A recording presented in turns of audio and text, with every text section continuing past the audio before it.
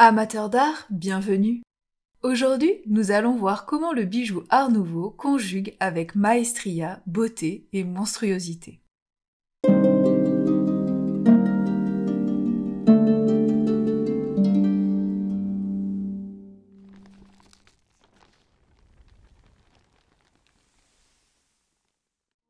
Comme vous l'avez sans doute compris, nous allons nous pencher plus particulièrement sur une œuvre, un devant de corsage de Georges Fouquet représentant un serpent des mers. Avant d'entrer précisément dans l'analyse de ce bijou, un peu de contexte, car il s'agit d'une œuvre très parlante et très représentative des problématiques artistiques qui sous-tendent de manière générale le symbolisme et de manière particulière l'Art Nouveau. Mais tout d'abord, laissez-moi vous montrer la boutique de Georges Fouquet, conçue par Mouchat lui-même et conservée au musée Carnavalet. Imaginez l'expérience que cela devait être d'aller acheter un bijou dans un tel endroit. Le lieu vous englobe d'art et d'ornements. Du sol au plafond, rien n'est laissé au hasard. Il y a même un miroir derrière la statue pour que la cliente puisse s'admirer, certes, mais aussi pour que l'on puisse voir l'arrière de la statue et ainsi ne manquer aucun détail. Pour en revenir à notre sujet, bijoux et monstruosité, il n'est pas anodin que ce soit précisément à cette époque que cette thématique se développe de manière si spectaculaire dans l'art joaillier. En effet, le monstre, l'être hybride aux formes étranges, est déjà largement abordé par des artistes symbolistes. D'ailleurs, je parle de ce sujet d'une autre manière dans l'Aquarium d'Odilon Redon, dont je vous mets le lien en description. Et donc, pourquoi cette époque est-elle obsédée par la monstruosité et l'hybridation ?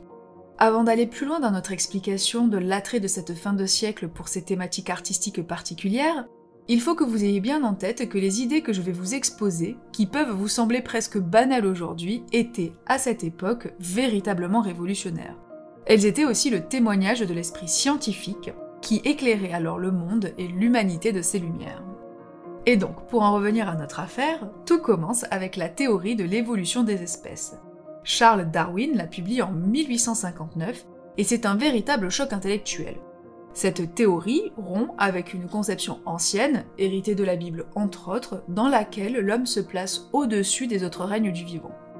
Dans la théorie de l'évolution, l'homme fait partie intégrante de la grande mécanique qu'est le vivant. Il n'est plus au-dessus et n'a plus une place spéciale, il est une étape parmi tant d'autres de l'évolution. De plus, dans cette théorie, la vie ne serait plus apparue sur Terre, mais dans les fonds marins. Dès lors, la mer qui avait jusque-là été très peu explorée devient autant un lieu de fantasme que d'apprentissage scientifique. Il naît de cet engouement tout un tas d'ouvrages de science, mais aussi tout un tas d'œuvres qui témoignent de cet intérêt quasi obsessionnel pour le monde submergé. Autre point, qui dit évolution dit transformation. En effet, le principe de la théorie de l'évolution est celui d'une forme vivante qui évolue, s'adapte au monde qui l'entoure en prenant une forme plus adéquate, plus propice à sa survie. Cette théorie implique donc la transformation progressive d'un être à un autre. Et cette notion de transformation, d'hybridité, fait que certaines séparations avant très rigides dans la classification du vivant deviennent d'un coup beaucoup plus fragiles et fluctuantes. Le travail de Jean Cariès, un sculpteur de génie bien trop méconnu sur la figure de la grenouille, en est un parfait exemple. Dans ses œuvres, le petit batracien, qui a pour particularité de vivre entre le milieu aquatique et terrestre, se pare d'attributs de mammifères qui ne vivent que sur la surface de la Terre. Des oreilles de lapin. C'est donc dans ce contexte de bouillonnement artistique et intellectuel intense qu'émerge le bijou Art Nouveau. Déjà, ce qu'il faut bien avoir en tête, c'est que le bijou Art Nouveau est ce que l'on appellerait aujourd'hui du bijou d'artiste. C'est-à-dire qu'il se place en opposition à la production d'autres maisons de joaillerie qui à cette époque étaient beaucoup plus classiques, dites de style néo-Louis XVI, et donc inspirées de l'esthétique du XVIIIe siècle. Le bijou Art Nouveau est pour l'époque un bijou d'avant-garde qui est plus l'apanage des intellectuels et des originaux que de la grande bourgeoisie.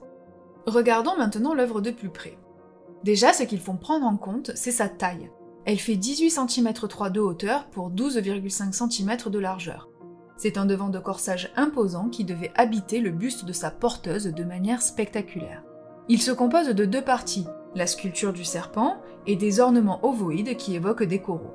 Si le serpent est fixe, la seconde partie, elle, est articulée, comme l'indiquent les anneaux de jointure qui laissent place au mouvement des différents modules.